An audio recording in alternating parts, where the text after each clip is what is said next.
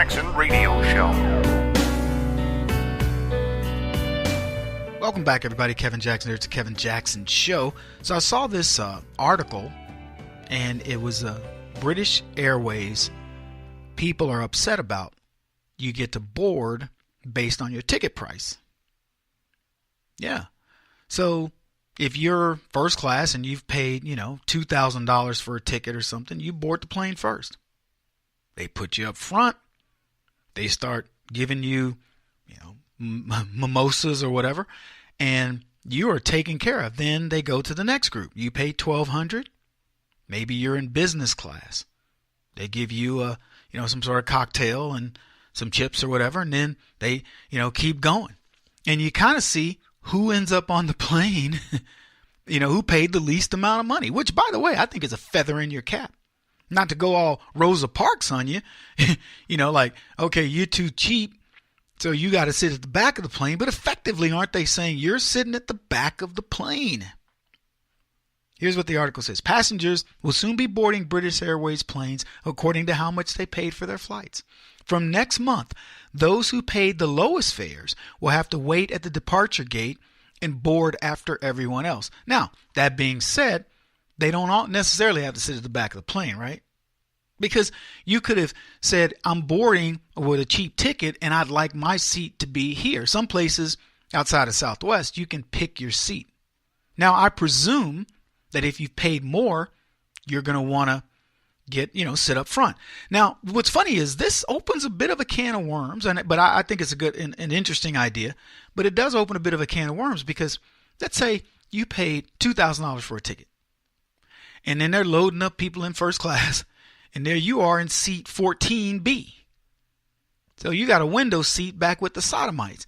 You might be a little bit upset that you got ripped off. I'm just saying. Because now you get to know where people are. You're going to get on the plane first and go, wait, what? I'm hitting my flight attendant button. Going, whoa, hold on a minute. Excuse me, ma'am, miss. Why am I back here and all those people are up there? When we all obviously paid the same amount of money. So there's a potential, right? Or you could just be happy, I got a seat. I don't care. I make that kind of coin. So why do I need to care about where my seat is? What are they going to do? They're going to give me a little drink up there and some chips, a little wider seat, maybe a TV. I don't know, foot rub. A happy ending? You want a happy ending? Who knows? But the point is, everybody will know. So that's a bad thing. But what if you're in the second group and you end up sitting right up near the first, the people that got in there? So you're like, yeah. So I didn't pay as much, but I'm still sitting right next to somebody that did. Yeah. So you feel all vindicated, which is a good thing, right? That's some positive that came out of it. Isn't it a matter of perspective? That's our theme word of the day is perspective. What are you looking for? They said the carrier will introduce a group boarding system on all its flights from December the 12th. When passengers check in, they will be assigned a group number between 1 and 5, which will be printed on the boarding pass. And it's, like I said, strictly based on the price of your ticket. I don't know whether it's a percentage or they take all the tickets and go, okay, here's group 1, 2, 3, 4, and 5. And it doesn't give you an amount. Obviously, you don't know what anybody paid. You just know, I'm in the first group. I'm in the first group. Nah, nah, nah, nah. But if you're in group 5, think about this. If you're in group 5 and you end up sitting next to somebody, in theory, group 1, because you're going to, excuse me, sir, I just am curious, but which group are you in? I was in group 1, of course. Oh. Then I'm very privileged to sit next to you. And you fist bump and the flight takes off. What? But see, what if everything were done by price?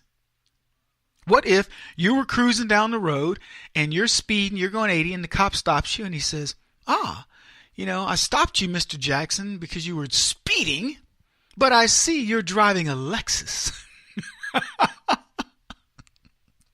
So you get a free pass. You're paying more in taxes, on that car because you probably paid a luxury tax. So he says, be along, but be careful, something like that. Or, what if you're driving a gas guzzler and he stops you? You got a big old Hummer. And he's like, excuse me, Mr. Jackson, but I stopped you because you're driving a big, you're speeding. And I go, yes, I was, sir. And he goes, but because you drive this very inefficient car and you pay a lot more in taxes because you eat a lot more in gasoline, I'm going to let you go. I mean, what if that were the case? Think about it. These loyalty programs, I'm just trying to stir the pot up here a little bit and get you thinking the way leftists should be thinking about what's going on here. You have a loyalty, they call these loyalty programs when you sign up for this different app.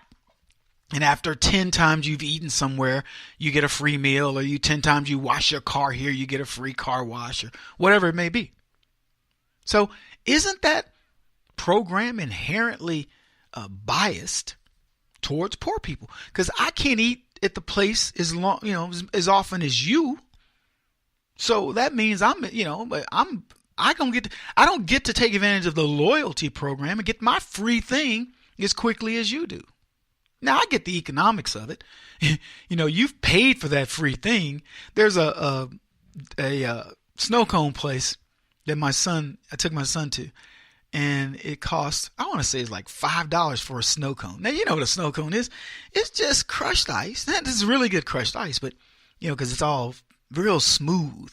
But they scrape it in there, and then they put a little bit of juice. So the ice is technically free. I mean, it's practically free, right? There's a machine there, but I figure you're writing that off.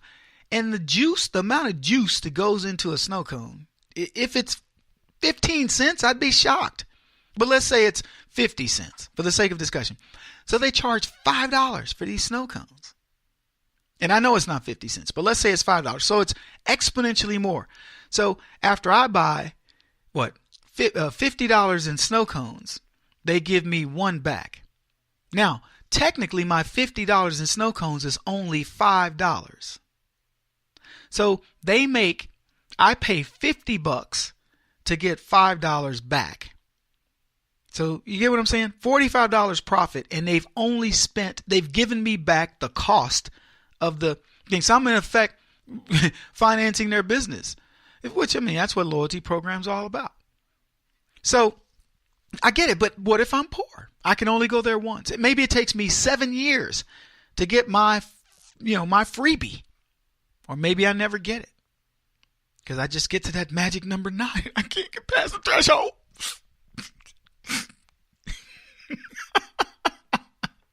What if everything were done based on price? The way British Airways. That's all I'm asking. What if they were done on price? How would life work? What would the left say if rich people got preferential? Hold on. Shh, don't tell anybody. Rich people do get preferential treatment. You want to know how? Because they live in better places.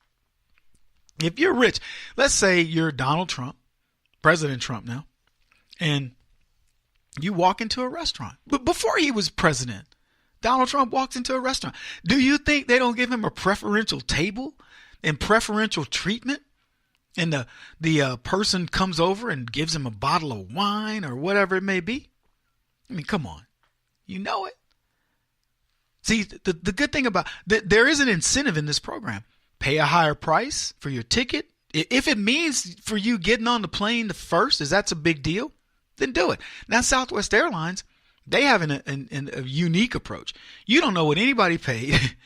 And the only thing that can get you preferential treatment is if you fly a lot, which means you've paid a lot.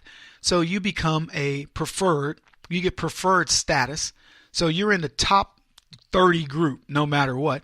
And if you fly business select, then you're in the top 15. So you've paid more for your ticket, and they say you get on first. But you could be top flyer business select because you've flown a bunch of cheap flights. But if you fly enough of them, they figure they've made enough money, you could be the first guy on the plane every time. But you don't know what anybody paid. It isn't based on that. It's based on when you check in. And then the seat you grab, There are no first class seats. The closest to first class is that row. Let me see. One of the ones by the exits. There's one that's got a lot more leg room, and maybe even the seat goes back. But that's as close as you get to preferential treatment on that particular airline. That airline changed its policies too. You need to be aware. If you got one of those want to get away tickets and you don't cancel your flight now, you lose your ticket. I didn't know that. I found that out the hard way. We were able to get the ticket back, but it was a really weird way to do it. So be aware of that. Anyway, I think everything maybe should be done by price. That would just give us incentive to work harder and do more. Way to go, British Airways. I don't know if people are going to have the same reaction as I do, but I like incentive. I want to get on that plane first now. Kevin Jackson on the Black Sphere Radio Network. Do you owe back taxes to the IRS or state? The secret to avoiding the IRS nightmare is to seek professional representation. My friends at Security Tax Associates provide the most cost-effective and ethical representation in the industry while helping to avoid seizures, levies, and wage garnishments. Security Tax Associates is here to ensure that the appropriate steps are taken to permanently eliminate any possibility of future tax burdens once and for all. For a free, no-obligation consultation, contact Security Tax Associates, 844-779-4177. That's 844-779-4177.